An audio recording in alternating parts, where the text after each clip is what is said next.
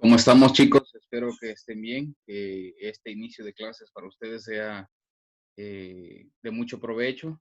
Espero que todos realmente estén bien después de las pasadas tormentas, después de todo lo que está pasando en el país. Pues mis deseos son que todos ustedes estén bien y que sus familias también lo estén. Eh, pues sin más por tratar, vamos a entrar a la última clase teórica y después viene una clase práctica, que sería ya prácticamente las últimas dos clases. Esta y la que viene del miércoles son las dos clases con las que terminamos el ciclo y con las que decimos pues adiós al ciclo 1 2020. Ha sido un placer estar con ustedes. Espero que nos veamos pronto en otras clases o en otras circunstancias. Les voy a compartir la presentación.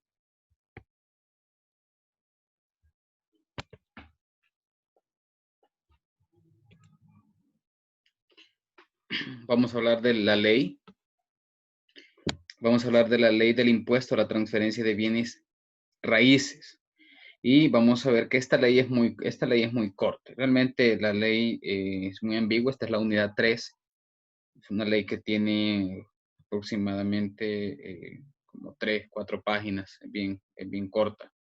Vamos a ver el hecho generador en el artículo 1. Dice que se grava la transferencia de bienes raíces por acto entre vivos, salvo las excepciones siguientes. La adjudicación de bienes en la disolución de sociedades cuando el adjudicatorio fuera el mismo socio que lo aportó a la sociedad. Es decir, se grava la transferencia de bienes raíces salvo estas excepciones. La cesión de derechos hereditarios hecha con anterioridad a la aceptación de herencia por parte del cedente.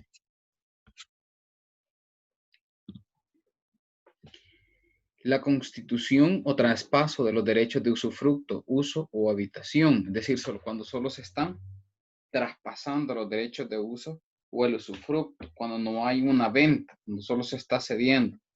Por eso a veces llegan al Ministerio de Hacienda en la parte de lo que tiene que ver con la ley del impuesto sobre la renta para lo que tiene efecto de ganancia de capital y dicen, no, pero fíjese que solo es una donación, pero en el documento, en la escritura de compra-venta, ahí no dice que es una donación, sino que dice que es una compra-venta y se le estipula un precio y se le pone un precio de mercado.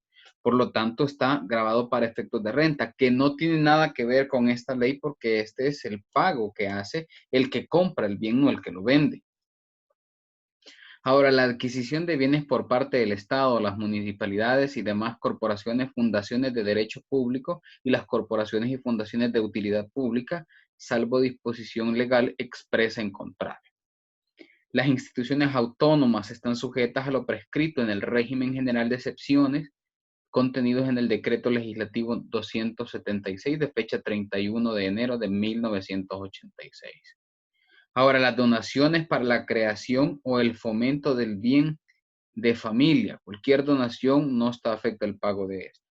Las donaciones a favor de los sindicatos, federaciones o confederaciones de trabajadores, aún que en la escritura se le estipule un valor. El fideicomiso entre vivos a favor del fideicomitente, cuando los bienes fideicometidos vuelvan a este después de un plazo. Eso habría que ver algunas escrituras de constitución, porque pues a veces es ambiguo hablar sobre un fideicomiso si no conocemos bien cómo se materializan los fideicomisos. Ahora, los casos de exención contenidos en leyes especiales cuando el valor del bien o bienes enajenados no exceda 250,000 colones, ahora su equivalente en dólares. La adquisición de bienes raíces por parte de las asociaciones cooperativas, agropecuarias, asociaciones comunitarias, campesinas u otras organizaciones de trabajadores agropecuarios inscritas en el Ministerio de Agricultura y Ganadería, relacionadas con la transferencia efectuada por las instituciones ejecutoras en el proceso de la reforma agraria. Es decir, toda la gente que se quedó con tierras, parte de lo que era la reforma agraria, no están no están obligados a hacer el pago respectivo. ¿Y por qué hablamos de la reforma agraria? La reforma agraria fue entre 1980 y 1990, pero resulta que muchas de esos traspasos, de esos bienes que se quedaron allá en la reforma agraria, que se dieron a las personas, a las cooperativas, no se habían escriturado. Muchos de esos aún no se han escriturado. Entonces, ¿qué pasa? Que a pesar que no se han escriturado, puede ser que se escrituren ahora y ahora que se escrituren no van a pagar por la compra, porque realmente no es una compra, es una cesión. Los casos de fusión de sociedades que sean propietarias de bienes inmuebles, es decir, si en una sociedad A se fusiona con una sociedad B, aunque fuese una compra, no va a pagar por el bien precisamente porque es una fusión. Se unen dos sociedades. Ahora, el artículo 2 dice que los sujetos obligados al pago del impuesto que esta ley establece, la persona natural o jurídica que adquiera bienes raíces de conformidad con lo prescrito en la misma. Se presume que el valor real o comercial de los bienes enajenados no podrá ser inferior al establecido de conformidad con las reglas siguientes. 1. No puede ser menor al resultado de multiplicar por 12 el valor del alquiler o de la producción anual corriente real o estimada de dichos bienes al tiempo de la enajenación. Si el inmueble estuviera arrendado parcialmente por la combinación de ambos métodos. Aquí hay dos métodos para efectos de valoración. Primero, dice que no puede ser menor al resultado de multiplicar por 12 el valor del alquiler. Es decir, yo multiplico el alquiler de la vivienda por 12 y ningún precio de venta puede estar, de venta o de compra, puede estar por debajo de ese valor. Esa es una regla. O el de la producción anual corriente real o estimada de dichos bienes. Es decir, si yo en un año espero, y lo van a leer en algunas escrituras que dice, se espera que la compraventa genere un valor de $500 mensuales. Significa que 12 por 5, ese sería el precio del bien al final del año, $6,000. No puede establecerse un valor por debajo de ese. Se entiende por alquiler corriente de un inmueble en un tiempo dado el que paga o pagarían los arrendatarios ordinariamente en dicho periodo, tomando en cuenta las condiciones de mercado según el tipo de alquiler. 2. Estamos hablando del objeto del impuesto. Si se tratara de bienes gravados, sumando el valor de la deuda garantizada en una tercera parte del mismo, y si fueren varias las deudas garantizadas con dichos bienes, sumando el valor de todas ellas más una tercera parte de ese total. Si fueren varios inmuebles que garanticen una deuda, el valor de cada uno de ellos se determinará proporcionalmente. Esta regla no tendrá aplicación cuando haya transcurrido más de 3 años desde la fecha de constitución del gravamen. ¿De qué están hablando acá? De que un bien inmueble puede tener varias deudas o puede estar garantizando las deudas. Entonces, cuando yo vendo un bien que está hipotecado, y lo vendo hipotecado porque se puede vender hipotecado, alguien más va a comprar la hipoteca y va a comprar el inmueble, no se puede vender por debajo del valor de la hipoteca. Si a un bien inmueble está hipotecado en $100,000, ese bien no se va a poder vender por debajo de los $100,000, porque es un valúo que el banco ya le dio. El valúo de los inmuebles deberá comprender el valor de todos los accesorios que forman parte de ellos, conforme a la ley, existentes en los mismos al tiempo de la enajenación. El valúo pericial que proceda conforme a esta ley prevalecerá sobre las reglas a que se refieren los ordinales anteriores. Es decir, si alguien hace un perito, si hay un perito evaluador de un inmueble, de un bien inmueble, la opinión de ese perito evaluador se superpone a lo que dice la regla en el 2A. Vamos a hacerle caso entonces, en términos generales, a lo que dice el perito evaluador. Y que de hecho, por ejemplo, el Fondo Social para el Bienestar tiene peritos evaluadores, los bancos tienen peritos evaluadores, contratan peritos evaluadores para efectos de estipularle el valor o un valúo a un bien inmueble, ya sea un terreno o una casa.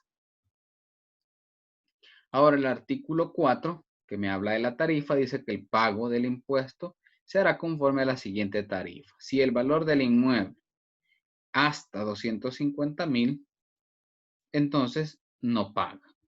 Pero de 250,000 en adelante, con un centavo, paga el 3%. Es decir, si ustedes compran un bien inmueble por un valor de 250,000, un centavo, eso en colones. Hay que pasarlo obviamente a dólares. Las leyes todavía están en colones precisamente porque de acuerdo a la ley de integración monetaria, pues manejamos ambas monedas. En el caso de parcelación de un mismo bien raíz, cada parcela se tomará como un bien independiente. Ahí tiene sus beneficios para quien compra una parcela, precisamente porque si yo compro una parcela y Juan compra otra, y entre las dos parcelas hacen $300,000, como la medición es independiente, no pagarían. No pagarían el impuesto respectivo porque la medición es independiente. Cuando se trata de la transferencia de bienes inmuebles, bastará establecer si el inmueble es urbano o rústico. Eso es obligación de los jueces, así como su extensión superficial, haciéndose necesario siempre la presentación de la declaración del valor del inmueble, en la cual se detallará únicamente lo que se establece en este artículo. De la declaración, los sujetos obligados al pago del impuesto deberán presentar una declaración escrita, firmada en un formulario redactado y distribuido por la Dirección General de Impuestos Internos dentro del término de 60 días plazo y con las formalidades prescritas en esta ley, acompañada de un testimonio de la escritura de enajenación, certificación del acta de remate o de auto de adjudicación en sus respectivos casos. También están obligados a la presentación de esta declaración las personas exentas de conformidad con el artículo número 10.